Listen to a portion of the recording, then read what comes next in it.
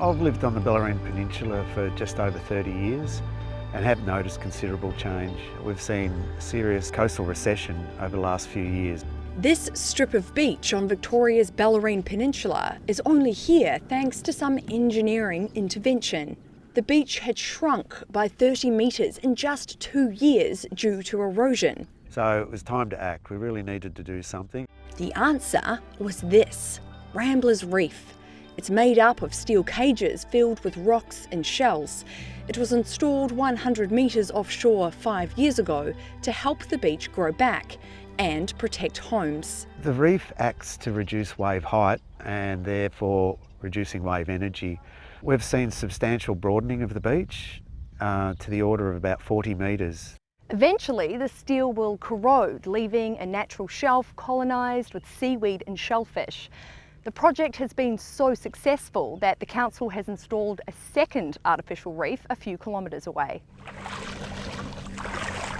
The Dell Eco Reef in Clifton Springs is not only a coastal shield, it's also a haven for marine life.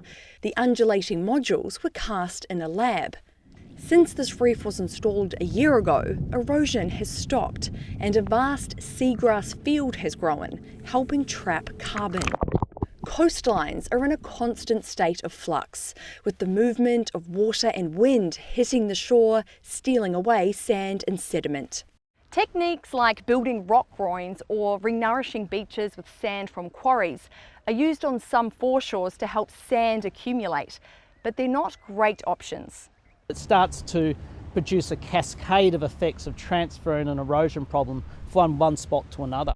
The threat of climate change accelerating coastal erosion means these sorts of innovative structures are becoming increasingly necessary to create more resilient shorelines and to make sure that our beaches are still here for generations to come. Here on the other end of Victoria's coast, 3D printed lattices are being used to help mangroves to flourish. The lattices slow water flow and encourage soil accumulation, acting as a natural barrier against erosion. When I was growing up, you used to be able to roll in it. It was mountains of seagrass all the way around the coast, and that was your natural buffer. We're hoping that we're seeing higher seed retention and seedling survival and growth within the lattices compared to without. The lattices are made from potato starch and will biodegrade once the mangroves have established themselves. The plants help to maintain shorelines, absorb carbon and are vital habitats for animals and marine life.